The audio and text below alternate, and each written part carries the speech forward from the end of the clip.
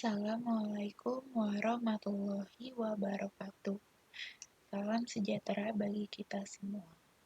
Yang terhormat, Ibu Mutia Munawaroh selaku dosen pengajar mata kuliah Elektrofisika dan Sumber Fisik 1 Universitas Esa Unggul.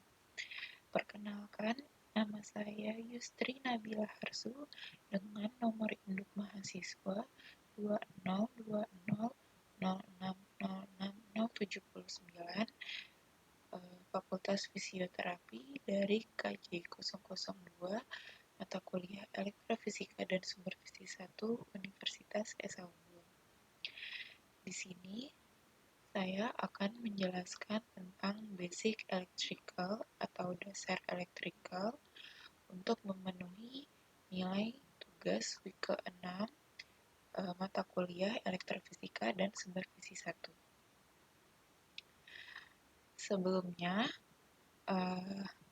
Elektrofisika dan Sumber Fisik itu mempelajari penggunaan elektro dan sumber fisik untuk intervensi yang diberikan kepada pasien.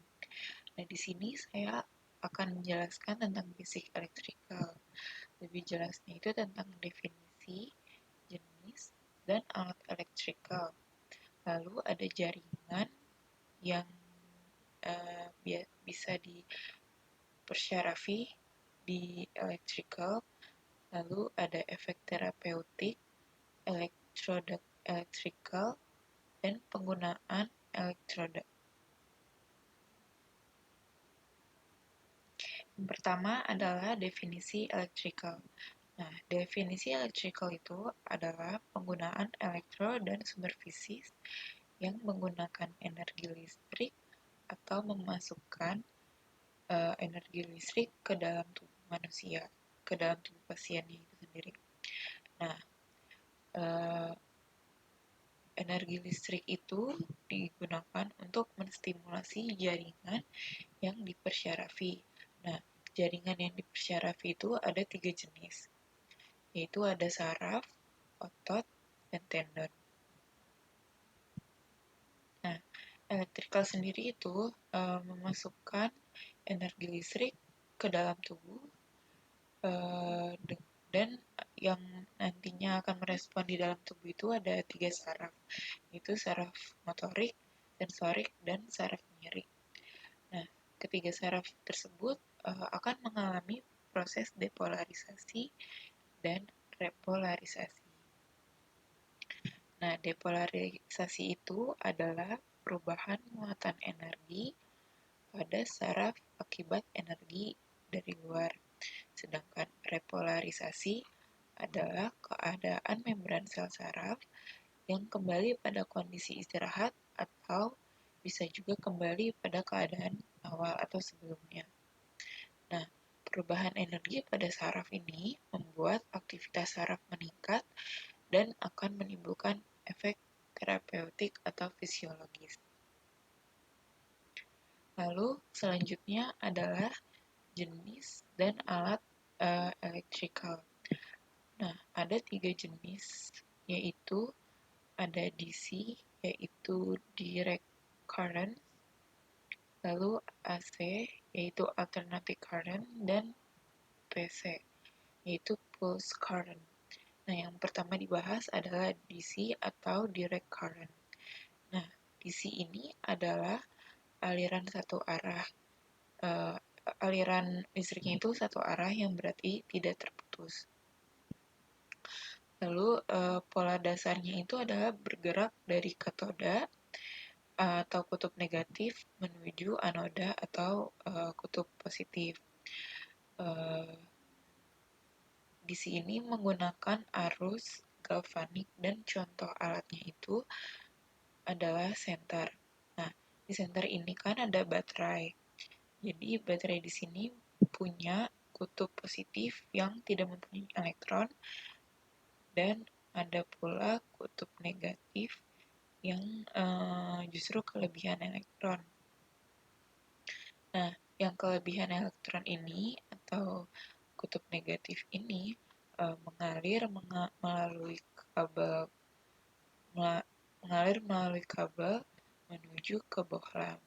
Nah, setelah melewati bohlam, maka elektron yang kutub negatif itu akan kembali ke kutub positif.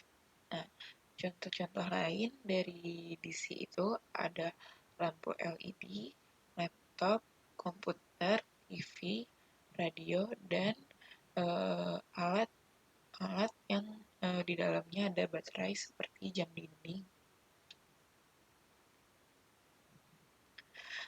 Lalu selanjutnya ada alternative currents atau AC. Nah, AC ini kebalikan dari DC karena tadi kan sebelumnya DC itu kan arusnya searah. Nah, AC ini tuh arusnya bolak-balik. Nah, di AC ini juga terjadi perubahan arus positif dari arus positif menjadi arus negatif. Nah, perbedaan dengan DC adalah AC ini tidak memiliki kutub positif dan kutub negatif. Nah, AC ini mempunyai pola dasar yaitu gelombang sine.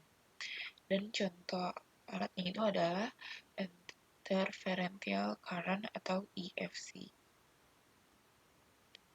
Ini adalah contoh pengaplikasian dari interferential current. Lalu yang terakhir itu adalah pulse current atau PC. Nah, PC ini arusnya arah sama seperti DC, tapi terputus-putus. Lalu punya dua sifat, yaitu monofasik dan bifasik. Yang pertama adalah monofasic currents. Nah, monofasic currents ini adalah sifat yang aliran listriknya itu arusnya hanya satu phase dan searah, jadi cuma satu fase. Dan memiliki arus masing-masing pada elektrodanya. Jadi ada elektroda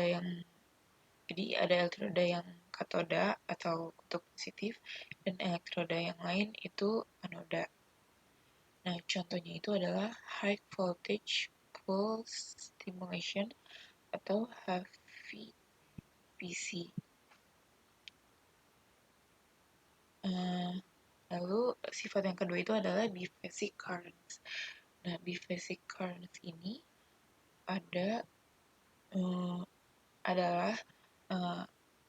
alirannya itu arusnya ada dua fase dan ada dua bentuk juga, yaitu simetris dan asimetris.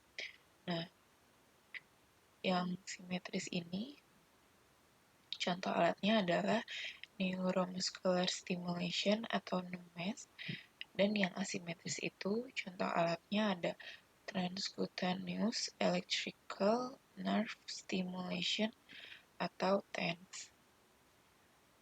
Nah, di sini ada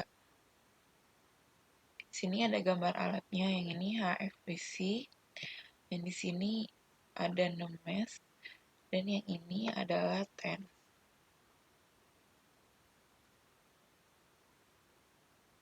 Nah, kita ngebahas jaringan saat tubuh dialiri listrik. Jadi saat tubuh dimasuki aliran listrik ada ada jaringan yang merespon dan ada juga yang tidak merespon. Nah, jaringan yang merespon itu disebut konduktor. Konduktor ini ada 3 jenis, yaitu otot, saraf, dan darah. Sedangkan jaringan yang tidak merespon terhadap listrik disebut sebagai isolator, yaitu ada tulang, fascia, dan lemak. Nah, konduktor sendiri karena dia merespon listrik, maka akan menghasilkan efek terapeutik. Nah, di sini ada 10 efek terapeutik. Yang pertama adalah mengontrol nyeri akut dan kronis pada otot.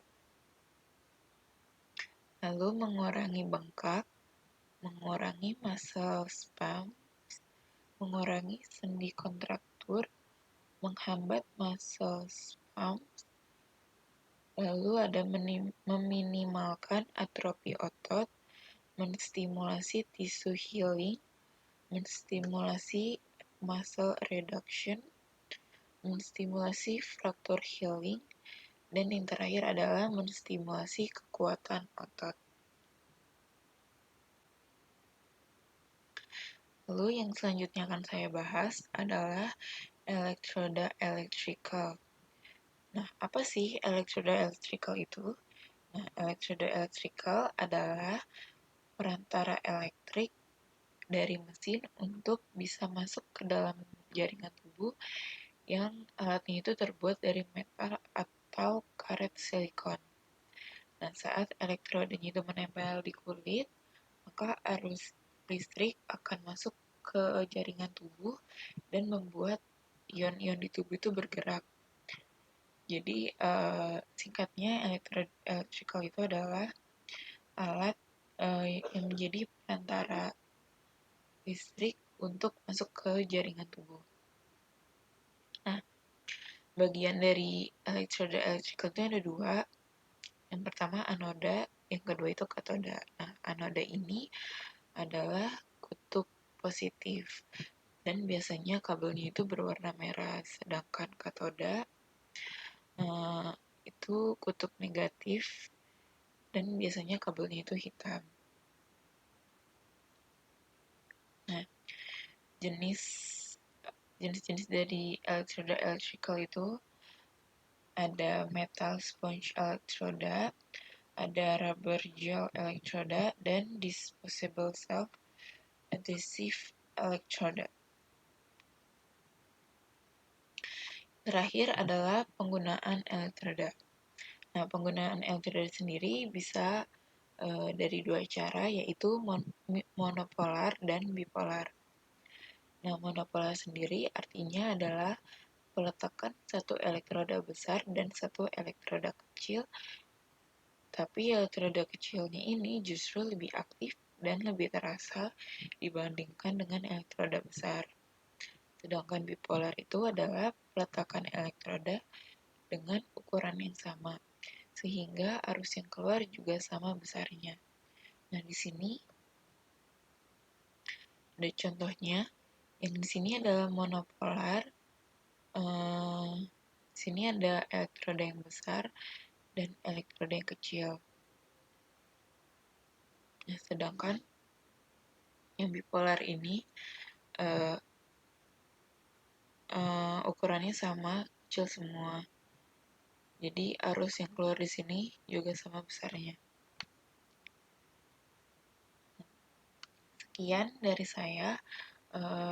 Kurang lebihnya mohon maaf. Terima kasih. Wassalamualaikum warahmatullahi wabarakatuh.